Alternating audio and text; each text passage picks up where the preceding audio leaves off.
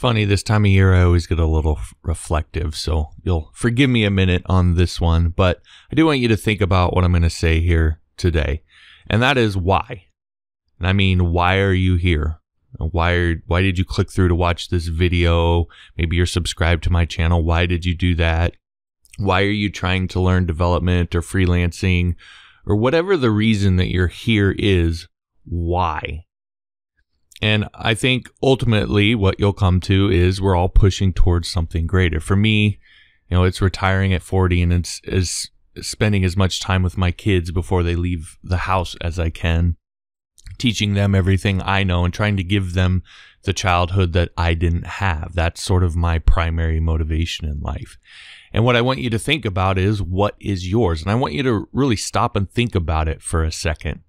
And not just think about it in these vague terms of, I want to have this or I want to do this, or like the people who will often say, oh, I want to travel someday. Well, when do you want to travel? Where do you want to travel? What specific things do you want to go and see? The more clearly you define that stuff, the more clear you get on exactly what you want it to be and want it to look like, the more likely it is to become a reality. So when I say, what does that look like for you? Like, what does a day in your ideal life look like?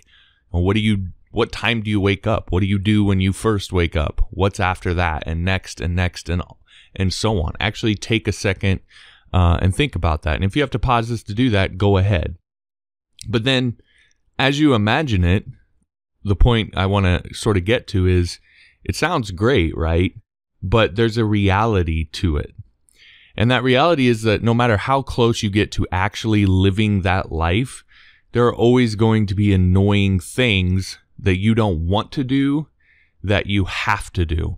And, our vision of our life for ourselves and our future often doesn't include those things. And that's okay, because that vision is not necessarily meant to be like super accurate. It's more meant to be inspiring and motivating. And that's fine, but you also have to recognize that there's going to be a reality as you go through this. So for example, I bet the vision that you just had probably didn't include getting the oil changed in your car.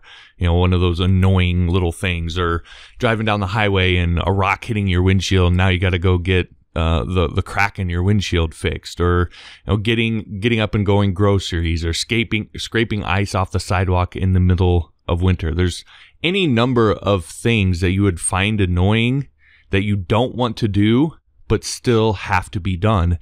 And the big thing is those things will not go away. They may change. They may become different things. You may have different ways that you can get around them, but they won't actually go away, right? There will always be annoying things that you don't want to do that have to be done.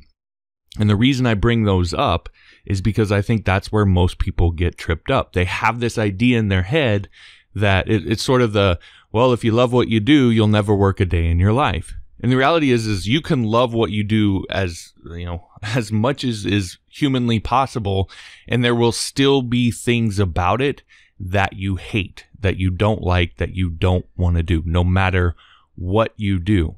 And a lot of times people get tripped up by those, and they let those things kill their motivation. As they start getting into learning development, or they start getting into freelancing, they come across these things and they think, well, I must not be doing the right thing. I must not be going down the right path, because if I was, I would not hate doing these things. And I'm just want to be the one to tell you, if nobody else has, that's not true. Those things will always be there. And if you let them, they'll just sort of hang over your head, sapping all of your energy and making you feel miserable. I got an email just the other day from someone who had got into freelancing and had been on a pretty bad streak of procrastination and was asking for some advice. And if I were to talk to that person one-on-one, this would be my advice, that you can't write off something you're doing wholly just because there's things within it that you don't like doing, that you hate doing. Those things will always be there. And it's not about not having them be there. It's about understanding how to address them. Because again, if you let them, they'll sap all your energy and they will make you feel miserable. No matter how much you get done, no matter how good your life gets, no matter how much you accomplish, no matter how much you love what you do, They're like these little leeches sucking all the happiness out of your life. That's what I found anyway, as I was trying to get this part of my life in order. And I spent a bunch of time going through all these different productivity and time management trainings, trying to get, again, myself in order and stop procrastinating so hard. And I knew that if I ever wanted to actually get the life that I imagined for myself, I had to handle this once and for all. And I had just come off of a pretty epic failure with a client, and it was caused 100% by procrastination, was 100% my fault. And so I was very motivated to get this problem solved. And I dove into probably every one of the productivity and time management things that you've seen out there, maybe have looked at. I probably tried it. And I felt like none of these systems really addressed it.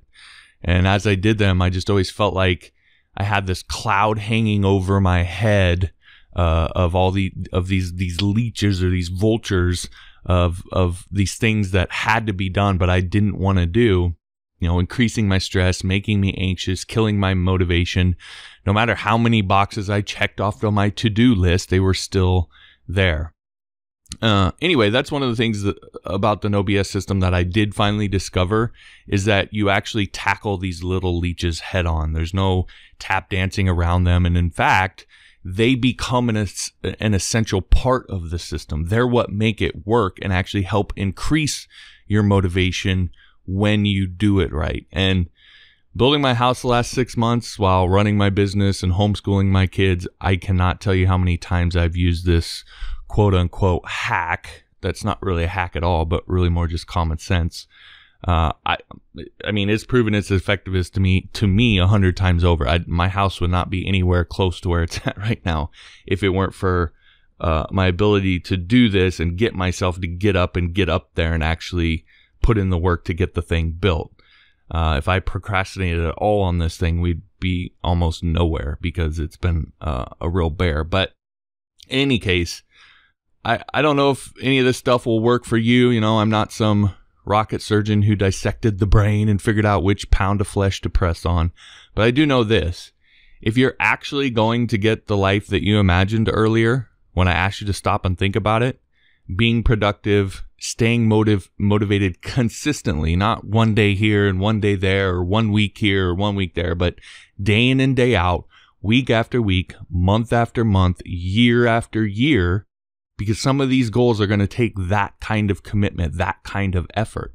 So staying motivated consistently and taking the cliche massive action will be required. Those things are actually true. You will have to do those things. But what I don't think a lot of people talk about is that in order to do those things, you have to actually tackle these, what I call productivity leeches, these things that you don't want to do but have to do. You have to tackle these things head on. And once you get those things out of the way, then you're freed up to be able to do all of the things that you want to do. And these things will come up on a daily basis. So you have to have a system for dealing with them on a daily basis that doesn't increase your stress, doesn't increase your anxiety, doesn't make you feel like you're going down the wrong path. You have to contextualize it and position it properly to be able to deal with these things and actually help them make you more motivated. Again, my opinion, believe what you want, do what you want, but that's been my experience with it. Anyway, if you want to learn the system I discovered, I teach it to you in my No BS Guide to Get More Done course over on Skillshare. You can get no cost access to it. All the details on that are at johnmorrisonline.com/nobs. All one word, no spaces or hyphens, NOBS. johnmorrisonline.com/NOBS. All right, that'll do it. Thanks for listening. We'll talk to you next time.